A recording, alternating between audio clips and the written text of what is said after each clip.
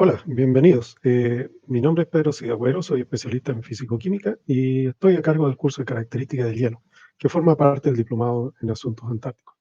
Como probablemente ustedes ya saben, el continente antártico está en su gran parte casi completamente cubierto de hielo y por eso es pertinente explorar las características del agua en estado sólido desde una perspectiva tanto microscópica como macroscópica. En eso se va a centrar el contenido de este curso y ahora, si ustedes me permiten, voy a iniciar la presentación. Un momento, por favor. Aquí está. Bueno, como les decía, el curso está titulado Características del hielo y lo veremos de una perspectiva tanto física como química. En forma muy somera, por supuesto, porque el tiempo es acotado para un tema tan amplio. Eh, en primer lugar, para ponernos un poco de acuerdo, hablaremos acerca del agua en general. Y una de las cosas que deben quedar muy claras es que el agua disponible a nivel global, prácticamente toda se encuentra en los cuerpos de agua salada y solamente un 2,5% aproximadamente del agua disponible corresponde a agua dulce. Y de ese 2,5%, alrededor de un 2% corresponde a agua retenida en forma sólida en nieve y hielo. Eso últimamente ha ido cambiando, por supuesto, a consecuencia del cambio global, pero es una estimación que existe más o menos reciente. Ahora, el agua en el planeta no se encuentra de forma estática. Hay un ciclo del agua donde tenemos evaporación de los cuerpos de agua, formación de nubes, existe condensación, precipitación sólida y líquida, escurrimiento del agua, etc. Es decir, es un proceso totalmente dinámico y que está cambiando constantemente. Ahora, desde el punto de vista químico, acostumbramos a eh, generar lo que se conoce como diagrama de fases de la sustancia, en este caso del agua, el que le presento acá, donde se grafica la temperatura versus presión de la sustancia y en este caso la presión está en unidades de atmósfera y la temperatura en grados Celsius. Y aquí se va exponiendo la sustancia a distintas condiciones de presión y temperatura y se generan estas gráficas con esta condición de borde, ¿no? De tal manera que si nosotros tenemos, por ejemplo, agua en estado sólido a una atmósfera de presión y empezamos a aumentar la temperatura, va a llegar un punto que está localizado acá, en que el sólido pasa al estado líquido. Eso es lo que llamamos temperatura de fusión. Ahora, si al líquido seguimos aplicándole temperatura y mantenemos la misma presión, va a llegar un punto que está localizado acá, en que el líquido va a pasar al estado de vapor y a eso se le llama temperatura de ebullición y corresponde a 100 grados para el agua pura. Ahora, una de las particularidades que tiene el agua propiamente tal es que al generar este diagrama de fases, encontramos que la transición de sólido a líquido o líquido a sólido, depende de la dirección que se vaya, esta línea tiene una cierta inclinación. Normalmente en las otras sustancias esta línea es totalmente vertical, pero esta tiene una cierta inclinación y eso implica una consecuencia bien particular para el caso del agua. ¿En qué consiste esto?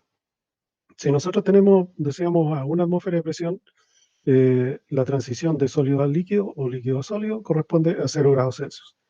Otra particularidad del agua es lo que se le llama la anomalía de densidad del agua. ¿Qué significa esto? Significa que cuando tenemos agua líquida y empezamos a bajar la temperatura, al bajar la temperatura las moléculas se empiezan a aglutinar, a moverse más lento y a aproximarse y por lo tanto la densidad empieza a aumentar. Seguimos bajando la temperatura, sigue aumentando la densidad hasta que llega un punto máximo de densidad y luego eso ocurre a los 4 grados Celsius aproximadamente y luego de eso empieza nuevamente a bajar la densidad del agua. ¿Por qué ocurre esto? Porque las moléculas al aproximarse van aumentando la densidad hasta que llegan a una distancia en que por repulsión empieza a reacomodarse las moléculas para empezar a formar el cristal. y en ese caso tienden a reducir, a generar más espacio entre ellas, por lo tanto a reducir la densidad. Y eso es lo que ocurre, y está representado por esta gráfica, que entre 4 grados Celsius y 0 grados la densidad disminuye, ¿no? Acá está eso en una gráfica que alcanza hasta los 100 grados, donde pueden ver que progresivamente la densidad va disminuyendo hasta alcanzar 4 grados Celsius, y luego aumentando, perdón, hasta alcanzar 4 grados Celsius, y luego empieza a disminuir. ¿Cuál es la consecuencia visible de esto? Es que el agua en estado sólido flota sobre el agua en estado líquido. Es decir, si ponen un cubo de hielo en el agua líquida, van a encontrar que esta flota. Y eso tiene consecuencias en la naturaleza, ¿no? En los lagos, cuando se congelan, eh, al flotar o permanecer en la superficie, el sólido o el agua en estado sólido permite que exista vida en la base o en la parte profunda de esos cuerpos de agua, y entre otras consecuencias, digamos. Así que es muy importante esta particularidad o anomalía de la densidad del agua, como les explicaba recién.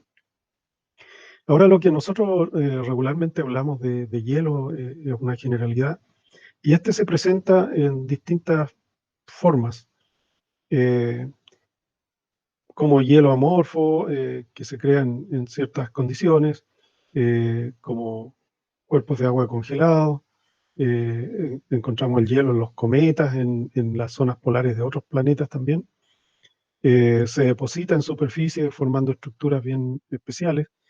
La encontramos en los glaciares, en cuerpos de agua detenidos, donde por temperaturas bajas se forman agujas de hielo, como nieve y como hielo marino. Todas esas manifestaciones son las que en general le llamamos hielo o agua en estado sólido. Ahora, una forma que conocemos por un nombre diferente del agua en estado sólido es lo que llamamos la nieve, que es la precipitación de agua en estado sólido. Y esta nieve se forma a partir, en las nubes, a partir de una partícula de polvo. La nucleación empieza alrededor de una partícula de polvo, y empiezan a acoplarse moléculas generando una forma hexagonal. Eh, Esa forma hexagonal va creciendo y formando puntas, y en esas puntas se va formando otro hexágono, y así a medida que va precipitando, va agregándose nuevas estructuras al copo de nieve hasta que precipita. Y así tenemos una precipitación de copos bastante complejos, como ustedes pueden ver en la imagen de más abajo.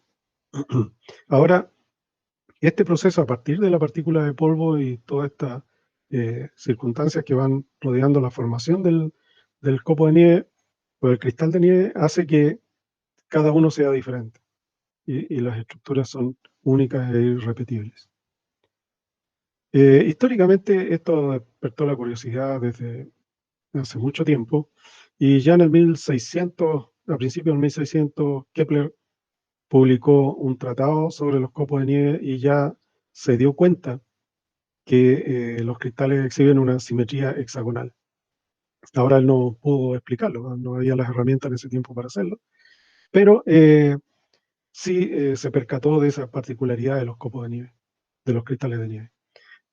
Más tarde, a mediados de 1600, Hooke publicó un volumen titulado Micrografía, donde contenía bocetos de muchas cosas que había visto a través del microscopio, que era recientemente descubierto el microscopio, o creado, digamos, el microscopio. Y generó estas imágenes con una descripción gráfica de lo que veía a través del microscopio, y los copos de nieve le dieron bastante que hacer, descubriendo muchas figuras simétricas muy interesantes. Más tarde, perdón, en el 1800, o a fines del 1800 casi, un japonés, el señor Doi, eh, también a través de las observaciones utilizando un microscopio, empezó a hacer un catálogo de las estructuras de los cristales de nieve. Un trabajo muy detallado que fue muy útil para describir estos cristales y darse cuenta, nuevamente reafirmar el concepto de que cada cristal es diferente del otro. Ahora, con la tecnología moderna, es posible tomar fotografías muy detalladas de los cristales y aquí ustedes pueden ver una colección de ellos formados bajo distintas condiciones. Pero todos tienen la particularidad de ser altamente simétricos, los hexágonos perfectos, un hexágono al interior de otro, etcétera, y de una belleza increíble y de una simetría increíble estos cristales de nieve. Acá pueden ver otros más en más detalle, ¿no? Donde se ve lo compleja de la estructura, pero nuevamente la alta simetría y siempre la tendencia a los hexágonos. Ahora, para que se forme cada una de estas estructuras también depende de las condiciones ambientales, entre ellas de los rangos de temperatura. Si nosotros tenemos un rango de temperatura entre -2 y -6 grados, eh, se empieza a generar el cristal absorbiendo humedad y es generalmente prácticamente amorfo en su estructura. Ahora, si la temperatura es más baja en rango. Por otro lado, los glaciares tienen otra dinámica. Ustedes conocen este glaciar Grey. En invierno tenemos las montañas nevadas y el lago proglaciar, que se llama. Y acá tenemos el hielo más bien descubierto en la parte frontal del glaciar. ¿Cómo se forma ese hielo? Decíamos antes que la nieve precipita en forma de cristales hexagonales y estos, al llegar a la superficie del glaciar, de la zona de acumulación, van deteriorándose, compactándose y se pierde la forma hexagonal y se van transformando en nieve granular primero, luego al aglutinarse más por la presión de la misma capa de nieve superior, forma lo que le llamamos la neviza y finalmente forma el hielo glaciar, que es una forma compacta de estos gránulos, ¿no? Y ellos a su vez se van soldando entre ellos por efecto de la presión y van formando una superficie cada vez más plana y homogénea. Acá tenemos eh, la nieve en la superficie, la neviza que se va formando y finalmente el hielo glaciar más, a mayor profundidad. En un diagrama podemos verlo de esta forma: la nieve fresca, la nieve granular, neviza, hielo blanco y hielo azul, que es el hielo más puro, digamos, más compactado. Una relación de la densidad que va aumentando a medida que baja en esta dirección y la porosidad que va disminuyendo. Eso implica que va eliminando todo el aire que está atrapado por la nieve y que permanece como burbuja hasta que esas burbujas desaparecen y se compacta el hielo. Y una vez que está, mientras más compactado se encuentra el hielo, cuando la radiación blanca incide en ello, absorbe el color rojo de la luz, por lo tanto, nosotros lo vemos de un color azul. Esa es la razón por que la parte más compacta del hielo glaciar se ve con tonos azulosos. Esto lo van a ver en más detalle en otras clases de este programa, pero a grandes rasgos les comento que existe la zona de acumulación en la alta montaña, luego viene la lengua del glaciar, donde hay un punto de equilibrio o línea de equilibrio y una parte de ablación, que es la parte inferior donde se va rompiendo, el glaciar va cayendo hacia el cuerpo de agua que está recibiendo ese material y la acumulación continúa arriba y sigue en un ciclo permanente este glaciar avanzando, ¿no? El retroceso glaciar generalmente se produce por problemas de cambio climático y significa que hay más pérdida en la base del glaciar que acumulación en la parte superior, ¿no? Eso es el significado del retroceso de glaciares que se llama. Eh, Normalmente se asocia al cambio climático. Ahora, lo referente a la Antártica, como les dije en un principio, es un continente que tiene la particularidad de estar cubierto de hielo en su gran mayoría, salvo muy raras excepciones. Y el hielo que encontramos acá es exactamente el mismo del que les hablaba antes. Si ustedes lo miran en un microscopio, las estructuras cristalinas son idénticas. Existen procesos de desplazamiento de las zonas costeras del hielo en forma de glaciar. Aquí tenemos la base O'Higgins, la base chilena antártica, y alrededor podemos ver, por un lado, nieve acumulada en la superficie del hielo, zonas que están cayendo hacia el mar, y iceberg que lo rodea, ¿no? Como les dije anteriormente, la particularidad del hielo de tener una densidad menor que el agua líquida hace que estos icebergs floten y no se sumerjan en el. Ahora, la otra característica del hielo marino es que en el Ártico ha ido disminuyendo rápidamente en los últimos años, eh, a consecuencia del cambio climático. Y en la Antártica, sin embargo, en ciertas áreas de la Antártica ha tenido un leve aumento. Es decir, el comportamiento del hielo marino es distinto en ambos polos. Ahora, si nosotros pensamos en que el cambio climático va a ir cada vez eh, ocasionando una mayor temperatura y mayor derretimiento del hielo, debería llegar un momento, en teoría, en que la Antártica esté libre de hielo. Y se han hecho estudios y se ha establecido estas imágenes, por ejemplo, como la que presentamos acá, en que si la Antártica estuviera libre de hielo, sería un cúmulo de islas, eh, algunas más grandes, otras más pequeñas. Acá tenemos la península antártica, que sería este cordón cordillerano que es más alto, permanecería como una gran isla, y luego habría un espacio de mar entre medio con eh, las otras islas que se formarían más cercanas al Polo Sur. Eso sí pensamos que pudiera haber un derretimiento total eh, del hielo antártico. A través de este pequeño curso, más bien es una breve visión de muchos temas interesantes relacionados al hielo, que espero que los motive para investigar más, buscar más información y llegar, digamos, a entender este tema que es realmente fascinante. Muchas gracias por su atención.